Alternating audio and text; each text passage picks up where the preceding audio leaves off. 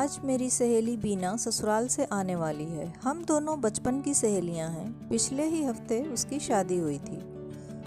नमस्कार दोस्तों, स्वागत है आपका हमारे चैनल वन स्टॉप स्टोरीज में। सुस्वागतम। कैसे हैं आप सब? आशा करती हूँ आप बहुत अच्छे होंगे।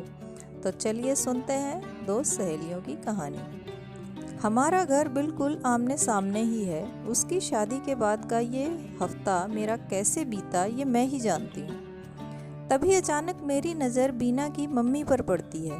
चाची चाची, अरे ओ चाची, बीना कब आएगी? बस पहुंचती ही होगी बिटिया, आने ही वाली है, अभी उसी का फ़ोन था। मैं जैसे ही अंदर की तरफ मुड़ी तभी एक गाड़ी हम दोनों के घर के बीचों बीच में आकर रुकी। मैंने देखा ड्राइविंग सीट पर मयंक भैया बैठे थे। मयंक बीना के बड़े भाई, वही लिवाने गए थे बीना को ससुराल से। मैंने आओ देखा ना ताओ दौड़कर बीना को लिपट गई और वह मुझे हाथ पकड़कर अपने घर के अंदर ले गई। सबसे मिलना मिलाना हो गया। खाना पीना खाकर हम दोनों सहेलियां बैठ गई और वह बोली, आ तुझे अपनी शादी के अगले ही दिन का किस्सा सुनाऊं।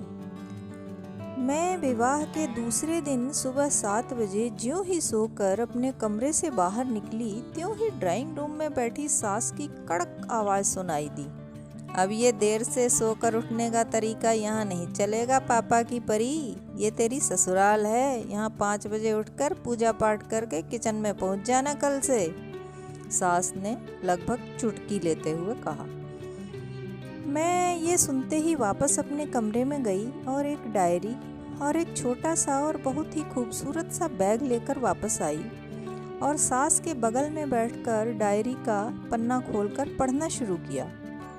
Maruti Ertiga 16.5 lakh, 42 inch smart TV 52,000, fridge 45,000, washing machine 25,000, sofa, dining table, bed 1.5 lakh, mixie, oven, अन्य इलेक्ट्रॉनिक सामान 1.25 लाख, नकदी 21 लाख।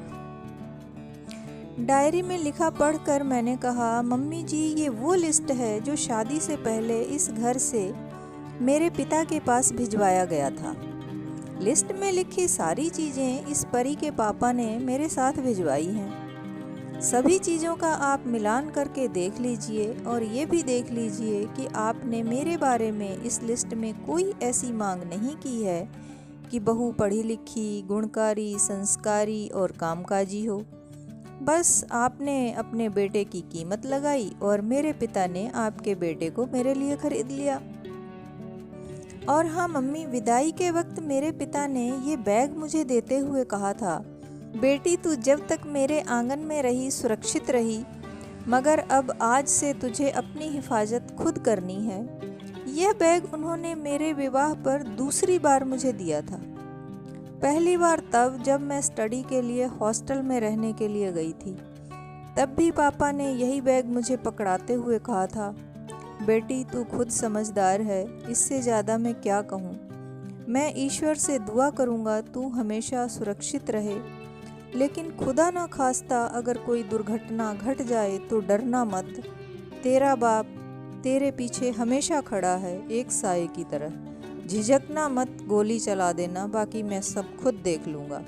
अपने बाप की इज्जत दांव पर मत लगने देना। यह कहकर पापा डबडबाई आंखों के साथ कमरे से बाहर निकल गए।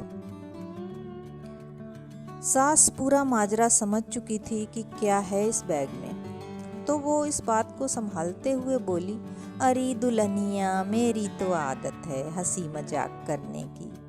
इतना कहकर सास झट से अपनी उखड़ी हुई सांस को नियंत्रित करते हुए उठी और बोली, बेटी तू अभी सोकर उठी है, रुक मैं तेरे लिए चाय बनाती हूँ। मैं बड़ी गंभीरता से बीना को बोलते हुए सुन रही थी। बात खत्म होते ही हम दोनों खिलखिलाकर हंस पड़ी।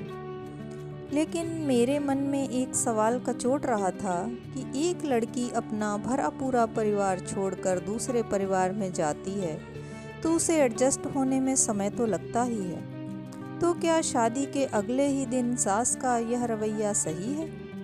हर सास को यह सोचना चाहिए कि अगर यही बर्ताव उसकी अपनी बेटी के साथ उसके ससुराल में हो तो उसे व उसकी बेटी को कैसा महसूस होगा।